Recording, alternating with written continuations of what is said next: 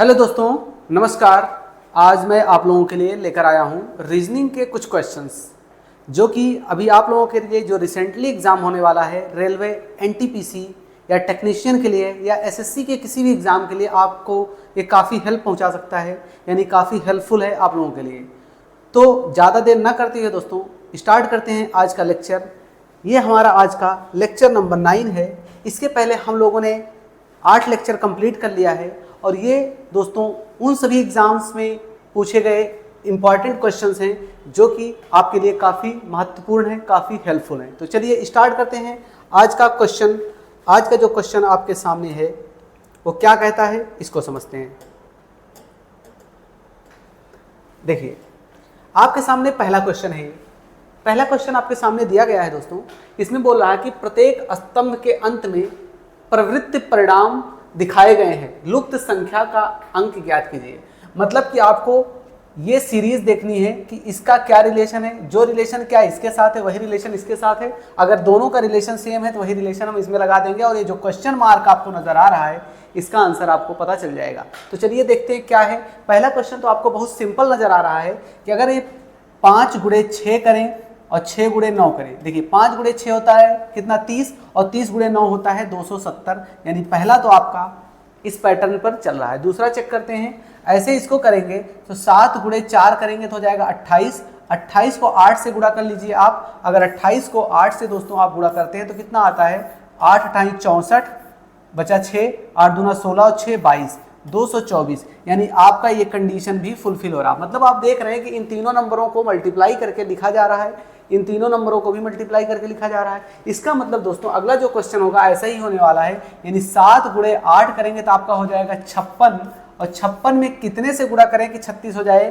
तो आपको मैं बता दूं कि अगर 56 में 6 से आप गुणा कर लें दोस्तों तो 6 गुणे 6 होता है 36 बचा 3, 6 पंचे 30, 3 33, यानी 336 आपका आंसर आ गया। यानी कि दोस्तों आपका ये आंसर आ गया। मान लीजिए कि किसी दोस्त को ऐसा ये अंदाजा लगा के लिखना आसान नहीं लग रहा, तो मैं आपको बताता हूँ कि 8 गुणे 7 आया आपका 56।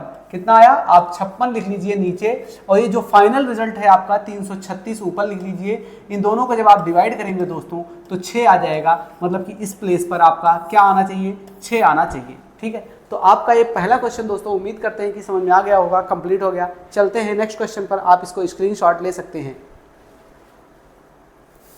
चलिए अगले क्वेश्चन पे आते हैं। अगला क्वेश्चन दोस्तों आपका ये है, इसमें मैंने 2 क्वेश्चन रखे हुए हैं, तो इन दोनों क्वेश्चन को समझते हैं क्या कहना चाह रहे हैं।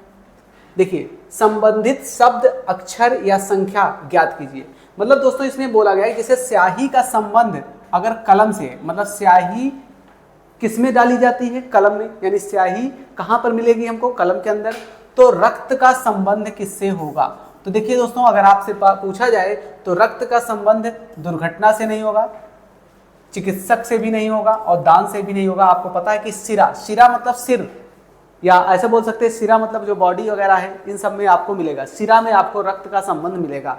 तो आपका ये क्वेश्चन सिंपल था। लेकिन अगला क्वेश्चन तो दोस्तों आपके सामने दिया गया है, इसमें आपको कह रहा कि जो AFKP का संबंध ZUPK से जिस तरीके से है वैसे ही BGLQ का संबंध किसके साथ होगा। देखिए मैं आपको बताता हूँ, आप ऐसे क्वेश्चन को करने के लिए आपको क्या करना चाहिए, ABCD लिख लीजिए, उसके बाद आप सॉल्व करिए। लेकिन एग्जाम में आपके पास इतना टाइम नहीं होता है कि आप उसको क्या करिए, याद रखिए।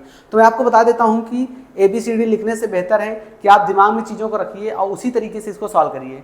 वैसे एक इसमें आपको पता होगा इजोटी करके होता है, इजोटी करके, तो इजोटी से भी आप सॉल्व कर सकते हैं, बट मैं आपको दिखाता हूँ क्या है। देखिए जैसे आपका ये स्टार्टिंग का A है, स्टार्टिंग का A और A का संबंध Z से है, यानी स्टार्टिंग का A लास्ट वाले Z से संबंध रख रहा है। यानी कि स्टार्टिंग का A पहले नंबर का A लास्ट वाले के पहले नंबर से संबंध रख रहा है।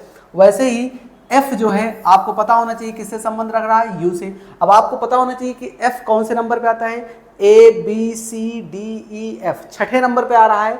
ऐसे U का संबंध देखेंगे तो भी Z तक छठे नंबर पर आएगा। जैसे U से पढ़िए UVWXYZ, यानी कि छठे नंबर पर आ गया दोस्तों। तो यानी कि ये स्टार्टिंग से छठे नंबर पे है, U जो है लास्ट से छठे नंबर पर है। ऐसे K का संबंध दोस्तों P के साथ है, जो संबंध K का P के साथ, यानी स्टार्टिंग में अगर आप पढ़ेंगे तो ABCDEFGHIJK, यानी कि A आपका आ रहा है 11वें नंबर पर। वैसे ही लास्ट में जब आप P पी को देखेंगे तो भी लास्ट में 11वें नंबर पर आ रहा है, यानी कि फर्स्ट और लास्ट का केस चल रहा है। ऐसे पी का संबंध, अगर देखिए के का संबंध जिस तरीके से पी का है, वैसे पी का संबंध किससे होगा, के से होगा।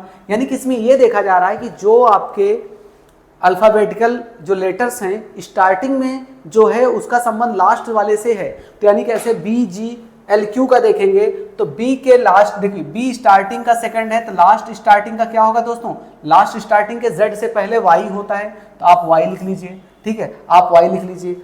अब जी स्टार्टिंग में कौन से नंबर पे है, तो जी स्टार्टिंग में आपका A B C D E F G 7वें नंबर पर है। अगर इसमें देखेंगे कि जी अगर स्टार्टिंग से 7वें नंबर पर है तो टी लास्ट से 7वें नंबर पर, पढ़ के देख लीजिए। अगर जैसे A B C D F G H पढ़ते हैं उसी तरीके से आप पढ़ेंगे तो जी स्टार्टिंग में 7वें नंबर पर है तो टी लास्ट के 7वें नंबर पर आएगा। ऐसे ही एल जो है स्टार्टिंग में कौन से नंबर पर आएगा, जिस नंबर पे आएगा अगर आप पढ़ेंगे तो A B C D E F G H I J K L, यानी कि 12वें नंबर पर आ रहा है। ऐसे ही आपको ओ लास्ट में 12वें नंबर पर आएगा दोस्तों, और क्यू का जो संबंध होगा लास्ट में, यानी जो क्यू का संबंध होगा लास्ट स्टार्टिंग से वो लास्ट में जाएगा आपका जे के साथ, यानी Y T O Z, Y T O J, Y T O J दोस्तों आपका ये मिल गया, यानी कि चौथा ऑप्शन आपका करेक्ट हो गया। देखिए ये सब चीजें आपको प्रैक्टिस पर है, अगर आप प्रैक्टिस कर रहे हैं क्वेश्चन दोस्तों तो आपके लिए आसान हो जाएगा, कोई बहुत बड़ी बात नहीं है। आप इसका स्क्रीनशॉट ले सकते हैं। फिर आते हैं नेक्स्ट क्वेश्चन की तरफ।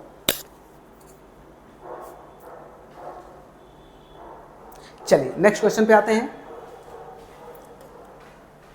इसमें कहा जा रहा है किसी कूट भाषा में रेन को टी सी के पी लिखा जाता है। जैसे अभी हम लोगों ने पढ़ा था रेन को टी सी के पी लिखा जाता है, उस कूट भाषा में क्लाउड को किस प्रकार लिखा जाएगा।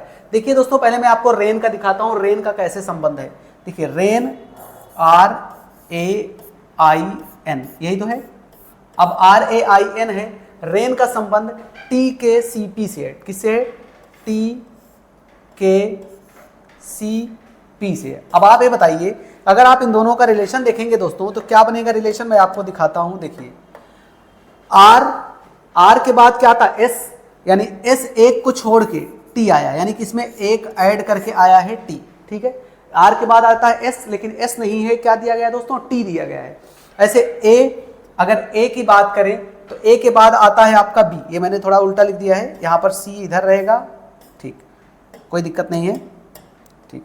टी सी के पी है, टी सी के पी, ठीक है, ओके। अब ए के बाद बी आता है दोस्तों, लेकिन बी नहीं है, सी है, फिर से एक जोड़ दिया गया है। और आई के बाद जे आता है दोस्तों, जे नहीं है, के है, फिर से एक जोड़ दिया गया है। एन के बाद आता है क्या, के आई J K L M N, N के बाद ओ आता है, ओ नहीं है, पी है, यानी फिर से एक। आप देख रहे हैं कि एक एक को छोड़ के लिखा गया है। ऐसे ही क्लाउड को जब आप लिखेंगे C L O U D, ऐसे लिखने हैं। अब आप अगर ऐसे लिखेंगे तो क्या लिखेंगे दोस्तों, समझिए। अगर सी में एक मैं जोड़ दूं, मतलब एक को छोड़ के, सी के बाद डी आता है तो डी ना लिख के मैं क्या लिख दूं, ई लिख दूं, कोई दिक्कत। अब L I J K L, L के बाद एम आता है, लेकिन एम ना लिख के मैं क्या लिख दूं, एक जोड़ के एन लिख दूं, एन, एन हो गया। ओ के बाद क्या आता है, पी आता है, लेकिन पी ना लिख के मैं क्या लिख दूं, क्यू लिख दूं।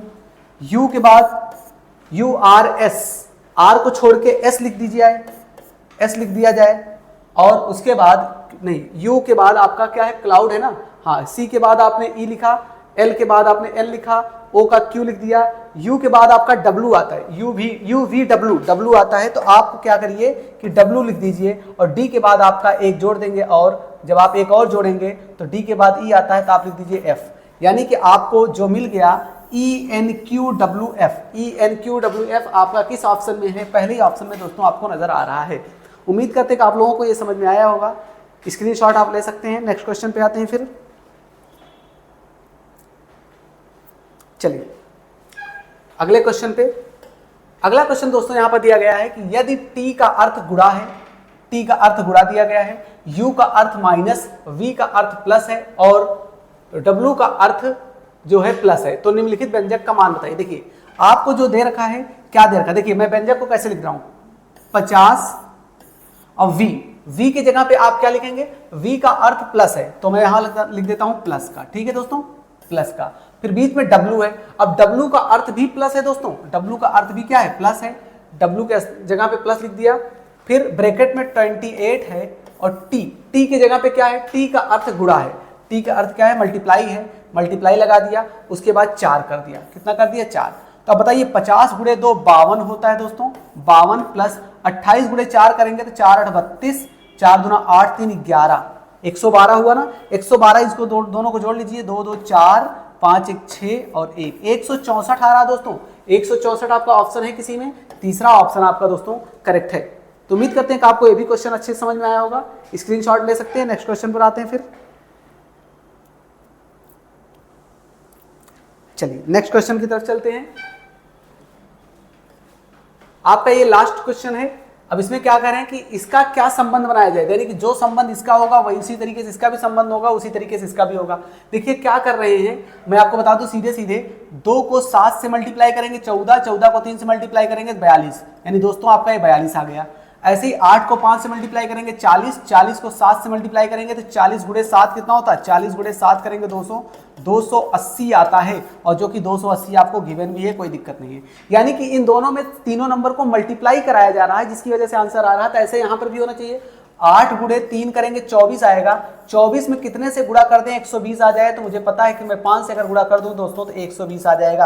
यानी इस क्वेश्चन मार्क वाले जगह पे आपका 5 आना चाहिए, यानी आपका ऑप्शन कौन सा सही है, दूसरा। अभी आप लोगों को ऐसा क्वेश्चन मैंने पढ़ाया था स्टार्टिंग में ही, मैंने कहा कि अगर मान लीजिए किसी बच्चे को यह नहीं अंदाजा लग पा रहा तो करिए क्या, 8 गुणे 3 24 को नीचे रख लीजिए और 120 को ऊपर कर दीजिए और काट दीजिए दोनों को, सीधा सीधा आंसर तब भी 5 ही आपका आ जाएगा।